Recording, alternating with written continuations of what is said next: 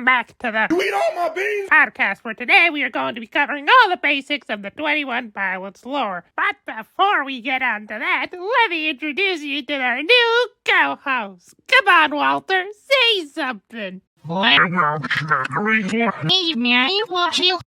Walter, you are always such a comedian. But enough beating around the bush. The main character of this story is Clancy. He's played by the front end of the band, Tyler Joseph, but we're not going to call him Clancy because technically he isn't Clancy, but we don't really have time to get into why for the purposes of today. The drummer of the band, Josh Dunn, plays the character of the Torchbearer, which isn't immediately important in the story, but it will be later, so remember that name. The story takes place in the city of Dima, which is on the greater continent of Trench. The city is run by 9 authoritarian bishops, which you are assigned to based on what your worst insecurities are. As of right now, Nico and Keons are the only ones worth remembering, as Nico is the leader, and Keons, well, we'll get to him later. In this city, you are mandated to follow the fictional religion of Vialism that teaches self-destruction is the only way to paradise. The city is surrounded by the gravestones of a people called the Glorious Gone. These gravestones are called the Neon Gravestones and call attention to these people as they are the ones that have decided to prematurely end their lives. This type of architecture is put in place on purpose as dead bodies are seen as empty vessels for the bishops. So if you die, your body can and probably will be used by the bishops to do their bidding, and so they can basically be immortal. Only the bishops can seize people, and only dead people can be seized. Except there's one exception. Clancy, or Tyler for now. Tyler is a sort of a special case since he is someone that is alive but can still be seized by the bishops. Despite this fact, our story still starts with Tyler somehow deceiving Nico into driving him outside the perimeters of the city walls. The car blows up, Nico disappears, and Tyler is finally free to do whatever he wants in the greater continent of Trench. Until Nico decides he wants to show up again. He tracks him down and brings Tyler back to Dima, where he has to come up with another plan for escape. Lucky for him, he's not alone.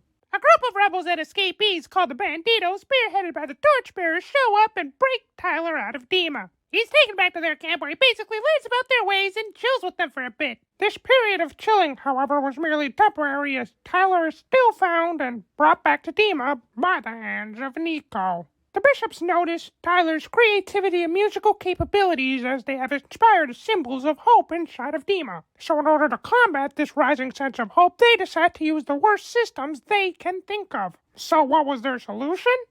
Well, capitalism, of course. Scaled and Icy is not only an actual 21 Pilots album, but also an album in the context of this story. The brighter and more saturated aesthetics of this album effectively working as Dima propaganda. Why would you want to leave the place that puts you down if it actually looks so happy, nice, and vibrant? After forcing Tyler to write this album, the bishops want him to perform in the Glorious Gone Festival. This festival basically wants to celebrate all the people who have ended their lives in order to encourage you to do the same. Tyler and Josh are forced to perform in front of the citizens of Dima in a submarine that's going underwater. Going underwater? What else is it supposed to do? It's a submarine.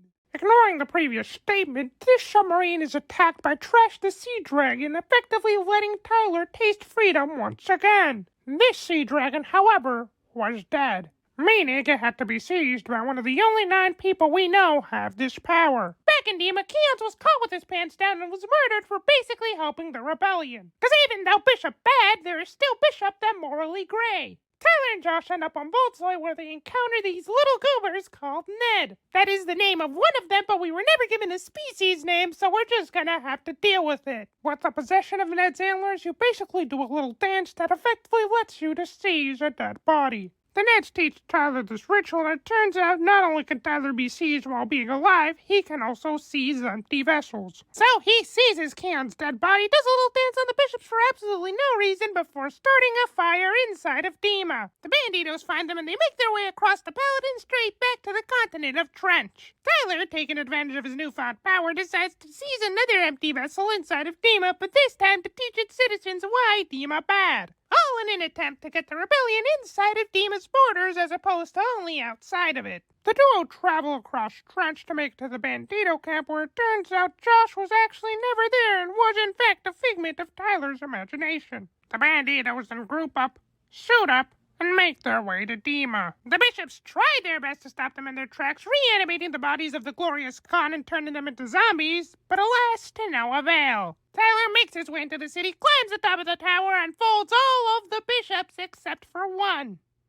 Nico. Nico lunges at Tyler, begins to choke him, and all seems to be lost. All until Tyler gives Nico one defiant look in the eyes.